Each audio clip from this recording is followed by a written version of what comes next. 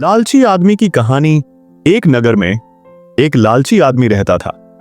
अपार धन संपदा होने के बाद भी उसे हर समय और अधिक धन प्राप्ति की लालसा रहती थी। एक बार नगर में एक चमत्कारी संत का आगमन हुआ। लोभी व्यक्ति को जब उनके चमत्कारों के बारे में ज्ञात हुआ तो वह उनके पास गया और उन्हें अपने घर आमंत्रित किया और उनकी अच्छी सेवा की।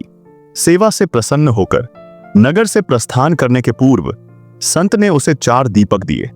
चारों दीपक देकर संत ने उसे बताया, पुत्र, जब भी तुम्हें धन की आवश्यकता हो तो पहला दीपक जला लेना और पूर्व दिशा में चलते जाना। जहां दीपक बुझ जाए उस जगह की जमीन खोद लेना, वहां तुम्हें धन की प्राप्ति होगी। उसके उपरांत पुनः तुम्हें धन की आवश्यकता हुई तो दूसरा दीपक जला लेना, जिसे लेकर पश्चिम दिशा में तब तक चलते जाना जब तक वह बुझ न जाए। उस स्थान से जमीन में गड़ी अपार धन संपदा तुम्हें प्राप्त होगी। धन की तुम्हारी आवश्यकता तब भी पूरी न हो तो तीसरा दीपक जलाकर दक्षिण दिशा में चलते जाना। जहां दीपक बुझे वहां की जमीन खोदकर वहां का धन प्राप्त कर लेना। अंत में तुम्हारे पास एक दीपक और एक दिशा शेष रहेगी, किंतु तुम्हें न उस दीपक को जलाना है न ही उस दिशा में जाना है। इतना कहकर संत लोभी व्यक्ति के घर और उस नगर से प्रस्थान कर गए। संत के जाते ही लोभी व्यक्ति ने पहला दीपक जला लिया और धन की तलाश में पूर्व दिशा की ओर चलने लगा।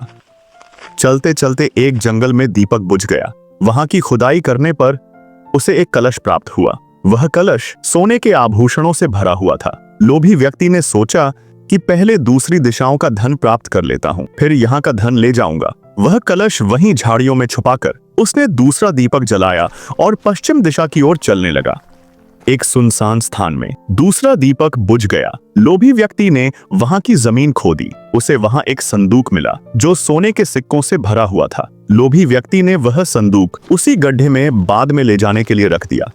अब उसने तीसरा दीपक जलाया और दक्षिण दिशा की ओर जाने लगा। वह दीपक एक पेड़ के नीचे बुझ गया।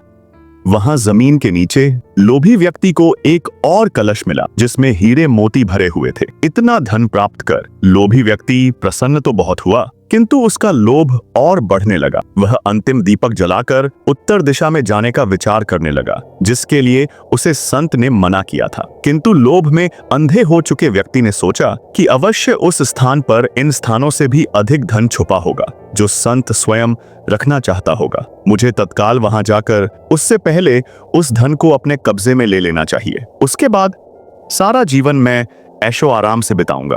उसने अंतिम दीपक जला लिया और उत्तर दिशा में बढ़ने लगा। चलते चलते वह एक महल के सामने पहुंचा। वहां पहुंचते ही दीपक बुझ गया। दीपक बुझने के बाद लोभी व्यक्ति ने महल का द्वार खोल लिया और महल के भीतर प्रवेश कर महल के कक्षों में धन की तलाश करने लगा। एक कक्ष में उसे हीरे जवाहरातों का भंडार मिला, जिन्हें देख उसकी आंखें चौंधिया गईं। एक अन्य कक्ष में उसे सोने का भंडार मिला। अपार धन देख उसका लालच और बढ़ने लगा। कुछ आगे जाने पर उसे चक्की चलने की आवाज सुनाई दी। वह एक कक्ष से आ रही थी। आश्चर्यचकित होकर उसने उस कक्ष का द्वार खोला। वहां उसे एक वृद्ध व्यक्ति चक्की पीसता हुआ दिखाई दिया। लोभी व्यक्ति ने उससे पूछा, यहां कैसे पहुंचे बाबा? वृद्ध व्यक्ति बोला, क्या कुछ समय तुम चक्की चलाओगे? मैं जरा सांस ले लूं, फिर तुम्हें पूरी बात बताता हूं कि मैं यहां कैसे पहुंचा और मुझे यहां क्या मिला। लोभी व्यक्ति ने सोचा कि वृद्ध व्यक्ति से यह जानकारी प्राप्त हो जाएगी कि इस महल में धन कहां-कहां छुपा है, और उसकी बात मानकर वह चक्की चलाने लगा।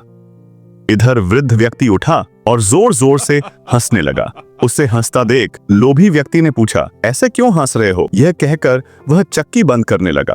अरे अरे, चक्की बंद मत करना, अब से यह महल तेरा है।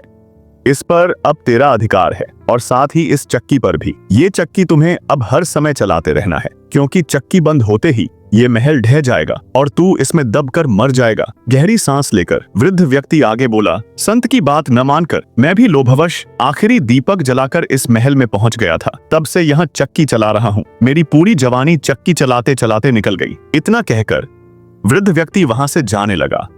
लोभी व्यक्ति पीछे से चिल्लाया, जाते जाते ये बताते जाओ कि इस चक्की से छुटकारा कैसे मिलेगा। जब तक मेरे और तुम्हारे जैसा कोई व्यक्ति लोभ में अंधा होकर यहां नहीं आएगा। तुम्हें इस चक्की से छुटकारा नहीं मिलेगा। इतना कहकर वृद्ध व्यक्ति चला गया। लोभी व्यक्ति चक्की पीसता और खुद को कोसता रह गया। सीख, लालच बुरी बला है, इसलिए लालच कभी न करें।